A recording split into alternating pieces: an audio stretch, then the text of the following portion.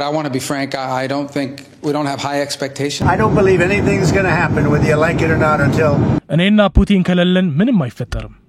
የዩክሬኑ ፕሬዝዳንት ቮሎዲሚር ዜሌንስኪ የመከላከያ ሚኒስትራቸውን ሩስተም ኡሜሮቭ የስለላ ምክትል ተጠሪዎችን ወታደራዊ ጄኔራሎችንና የውጭ ጉዳይ ሚኒስትር ኃላፊዎችን በድርድሩ ላይ እንደሚሳተፉ ይፋ አደረጉ።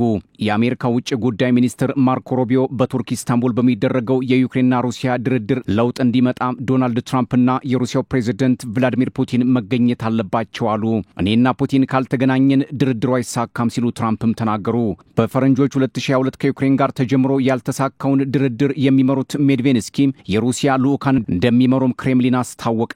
ሜድቬንስኪም ከቱርክ ውጭ ጉዳይ ሚኒስትር ሃካን ፊዳን ጋር ያደረጉት ውይይት ውጤታማ እንደነበር ተናገሩ። በኢስታንቡልም ተገናኙ።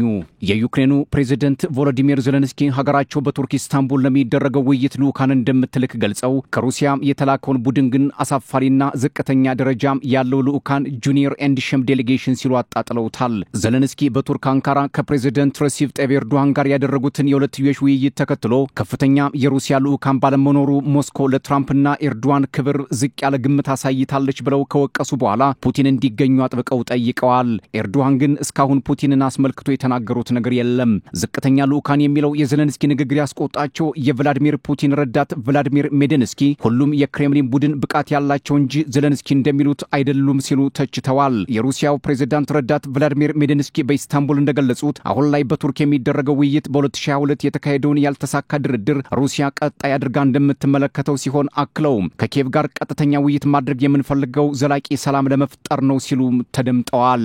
በመካከለኛው ምስራቅ የሰላጤው ሀገራትን እየጎበኙና ከቢሊየን እስከ ትሪሊየን ዶላሮችን እየሸከፉ የሚገኙት ትራምፕ እኔና ፑቲን በአካል እስካልተገናኘን ድረስ ሰላም እንደማይወርድ ዓለም ይወቀው ሲሉ ራሳቸውን እንደ ሰላም ጠባቂ መልአክ ቆጥረው ሲናገሩም ተሰምተዋል። ትራምፕ በቱርክ ኢስታንቡል በሚደረገው ውይይት ላይ እንደሚሳተፉ ቢናገሩም በኋላ ግን ወደ ዋሽንግተን እንደሚመለሱ ገልጸዋል።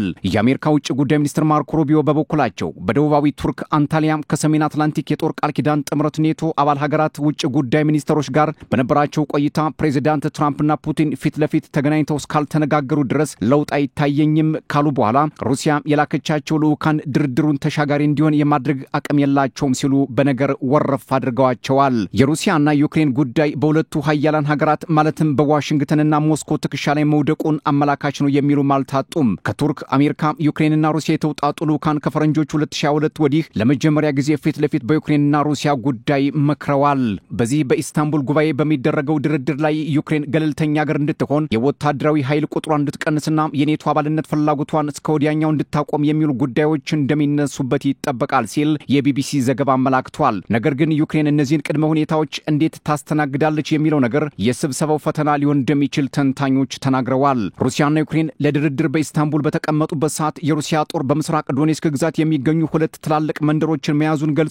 ይህ ደግሞ በሚደረገው ውይይት ላይ እንቅፋት እንዳይፈጠር ከወዲሁ ስጋት ጋርጧል። በዚህ በሩሲያና ዩክሬን ድርድር ላይ ሌላው ፈተና የሚሆነው የሀያላን ሀገራት ጣልቃ ገብነት ሊሆን እንደሚችል ተንታኞች ከወዲሁ ስጋታቸውን አስቀምጠዋል። የዩናይትድ ኪንግደም መከላከያ ሚኒስትር ጆን ሄሊ የኪየቭ ወዳጆች በፑቲን ላይ ጫና እንዲያደርጉና ወደ ድርድር እንዲመጡ ጥሪ ማቅረብ አለባቸው ብለው መናገራቸው፣ ሌላው ደግሞ የጀርመኑ መከላከያ ሚኒስትር ቦሪስ ፒስቶሪየስ በሩሲያ ላይ ተጨማሪ ማዕቀብ በመጣል ፑቲን ተገደው ወደ ድርድሩ እንዲመጡ ምክንያት ይሆናል ብለው መናገራቸው፣ እንዲሁም የኢስቶኒያ ውጭ ጉዳይ ሚኒስትር ማርግ ሳካና ፑቲን ዝቅተኛ ልኡካንን መላካቸው ድርድሩን እንደመናቅ ይቆጠራል ማለታቸውን አልጀዚራ አስነብቧል። አሁንም ውይይቱ ከጣልቃ ገብነትና እርስ በርስ ከመወቃቀስ እንዳልወጣም ያመላክታል። ከዚህ ከሩሲያና ዩክሬን ድርድር ጋር በተያያዘ አናዶሉና ዘኬቭ ኢንዲፔንደንት ይዞት በወጡት መረጃ መሰረት የቱርክ ዩክሬንና አሜሪካ ባለስልጣናት በቱርክ ዶላምባች ቢሮ ስብሰባው እንደሚደረግ ነው። የቱርክ ውጭ ጉዳይ ሚኒስትር ሃካን ፊዳን ስብሰባውን ሲከፍቱ በቅርቡ ተኩስ አቁም እንደሚደረግ ለጋዜጠኞች ተናግረዋል። በዚህ ስብሰባ አስገራሚው ነገር ሁለቱም ልኡካን ወደ ስብሰባው ሲገቡ ምንም አይነት የእጅ መጨባበጥ አለማሳየታቸው እንደሆነ አስገራሚ ሆኗል። ትናንት በአንድ ታሪክ፣ ባህል ብሎም በእምነት ጥማድ ውስጥ የነበሩት ሩሲያና ዩክሬን እንዲህ በጠላትነት መተያየታቸው የታሪክን ትውፊት መናድ ነውም አስብሏል። ሌላው ወደ ስብሰባው ከመግባታቸው በፊት የቱርክ አሜሪካና ዩክሬን ተወካዮች ከተወያዩ በኋላ ከአንድ ሰዓት ተኩል ቆይታ በኋላ ደግሞ የሩሲያ ዩክሬንና ቱርክ ተወካዮች ጋር ምክክር ከተደረገ በኋላ ስብሰባው ቀጥሎ ነበር። የዩክሬን ባለስልጣናት ወደ ስብሰባው ከመግባታቸው በፊት ያለምንም ቅድመ ሁኔታ የተኩስ አቁም እንዲደረግ ከዛም ወደ ሰላም ድርድር እንዲኬድ ሐሳብ ማቅረባቸው ተሰምቷል። በመጨረሻም የአሜሪካው ፕሬዝዳንት ዶናልድ ትራምፕ አቡዳቢ ሆነው በሰጡት መግለጫ በቅርቡ አሜሪካና ሩሲያ እንደሚገናኙ ለዚህ ጊዜ እንደሚያመቻቹ መናገራቸው ተሰምቷል። በድርድሩ ሰዓት ዩክሬናውያን ለውይይቱ ያስቀመጡት አጀንዳ ለንግግር የማይመችና ሩሲያን በመክሰስ የተጠመዱ ሲሉ የሩሲያ ተወካዮች ክስ ሲያቀርቡ የዩክሬን ተወካዮች በበኩላቸው ሩሲያ ያቀረበችው ቅጥ ያጣ ፍላጎትና ቀደም ሲል ከስብሰባው በፊት ስምምነት የተደረሰበትን ሐሳብ የሚጥስ ነው ሲሉ ውድቅ አድርገውታል። በዚህ ስብሰባ ላይ የሩሲያ ተወካዮች የዩክሬን ኃይሎች አሁን ከያዙት ቦታ ማፈግፈግ አለባቸው፣ ከዚያም ወደ ተኩስ አቁም ድርድር እንሄዳለን ማለታቸውን አሶሺየትድ ፕሬስ ዘግቧል። በሌላ በኩል ቢቢሲ ከስፍራው እንደዘገበው ስብሰባው ያለ ስምምነት ቢጠናቀቅም እንደሚቀጥል ግን ከሁለቱም ወገን ፍላጎቶች መኖራቸውን አስነብቧል።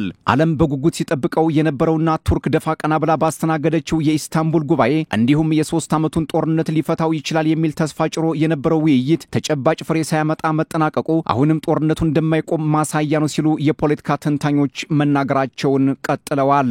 Breaking news this hour, Russia says peace talks with Ukraine and Turkey have ended.